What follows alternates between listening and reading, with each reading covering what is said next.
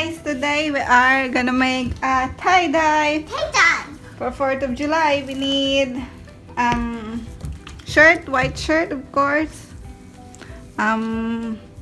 fabric dye, we need rubber band, tie-dye rubber band, gloves, and a soda ash. Soda ash we need, this is used to, soda ash is a tie-dye enhancer.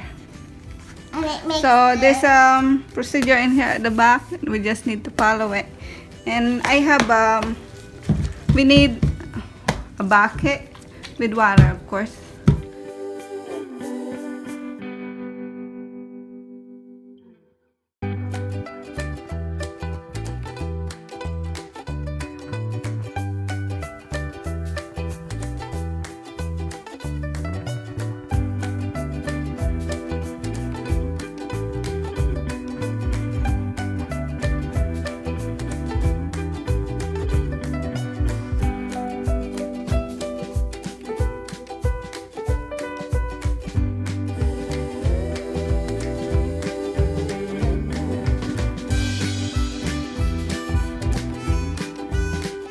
Guys, I give it a spin at